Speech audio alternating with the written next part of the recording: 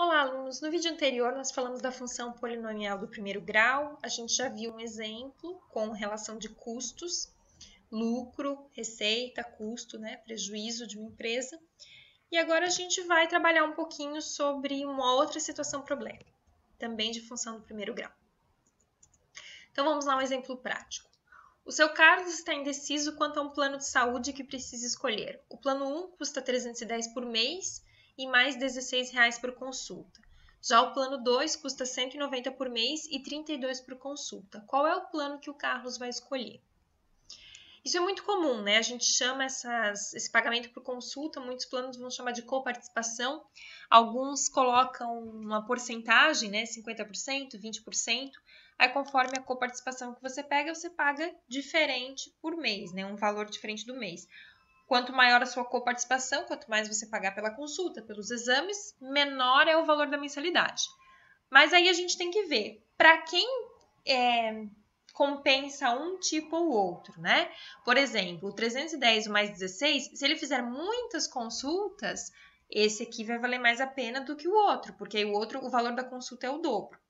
Mas vamos ver quando que vai ser mais vantajoso um ou quando que vai ser mais vantajoso o outro. Isso aqui, na verdade, é uma função do primeiro grau que a gente vai montar. Então, a gente vai montar uma função para o plano 1 e uma para o plano 2. Para o plano 1, quanto que ele vai gastar, né? O valor a ser pago, vamos colocar de P, é 310 e mais 16 por consulta. Então, o P de X vai ser o valor fixo, que é o 310, e mais R$16 por consulta. Como eu não sei quantas consultas são, eu vou deixar X. Se for uma consulta, ele vai pagar 16. Se for 2, 32. Se for 3, 48. E assim por diante, tá? Então, X é o número de consultas. Para o plano 2, o que acontece? Ele vai pagar 190 por mês e mais 32 por consulta. Então, 32x.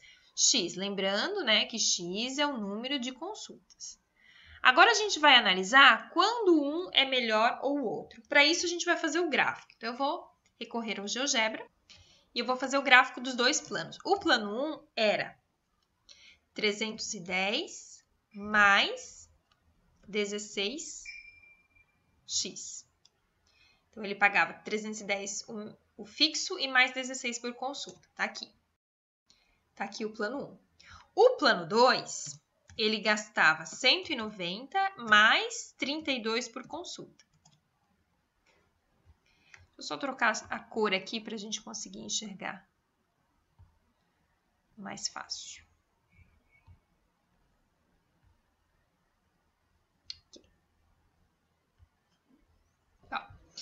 Vamos ver se a gente consegue enxergar aqui, ó. Tem um momento em que essa minha reta preta aqui, ela vem, né?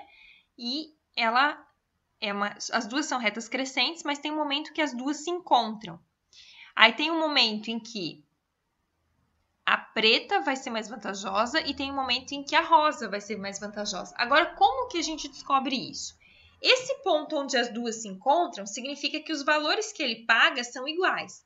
Ou seja, existe uma quantidade de consultas que, se ele fizer, ele vai pagar a mesma quantidade, tanto na primeira, quanto no plano 1, quanto no plano 2. Então, vamos ver como é que a gente faz esse cálculo.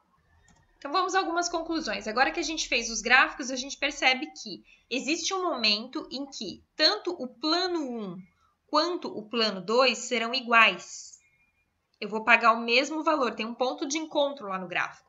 Então, quando eles forem iguais, significa que tanto faz. Se eu fizer no plano 1 ou no plano 2, eu vou pagar o mesmo valor. Agora, daquele ponto, valores menores do que aquele, um plano vai ser mais vantajoso e maiores outro plano. Aí a gente vai verificar agora qual dos dois, tá? O plano 1 era o 310 fixo mais 16 por consulta. O plano 2 era o 190 fixo mais 32 por consulta. Então, quer dizer que se eu igualar os dois, eu vou chegar no número de consultas que eu posso fazer que eu vou pagar igual aos dois, tá? Então, vamos lá, vamos igualar. 310 mais 16x igual a 190 mais 32x. Isolando x, então, 16x menos 32x igual a 190 menos 310. Menos 16x igual a menos 120. Isolando x, menos 120 dividido por menos 16, o x vai me resultar em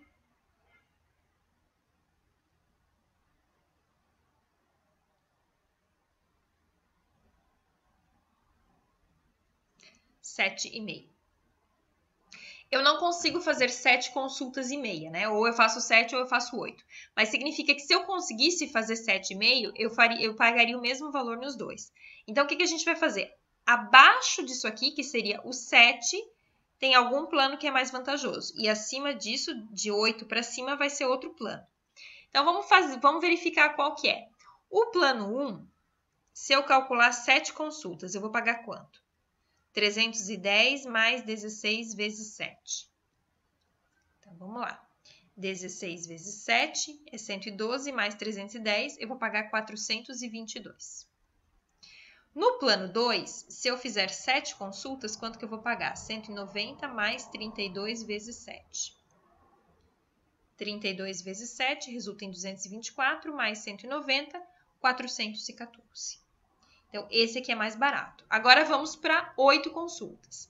No plano 1, 8 consultas, eu vou pagar 310 mais 16 vezes 8. 438 reais. No plano 2, 190 mais 32 vezes 8. Então, vamos lá. 446. A que conclusão que a gente chega? Que quando eu tiver, né, o x, que é o número de consultas, for menor ou igual a 7, qual é o plano que é mais vantajoso? O plano 1, né? Ó, o 7 era menor no plano 1 do que no plano 2. Então, plano 1 é mais vantajoso. Se o meu número de consultas for maior ou igual a 8, quem é mais vantajoso? Desculpa, gente, aqui é o plano 2, né? Aí é o plano 1. Então, percebam aqui, tá? Quando eu faço menos consultas, mesmo que eu pague mais caro pela consulta, mas a minha mensalidade é mais barata. Então, se eu faço poucas consultas no mês, vale mais a pena o plano 2.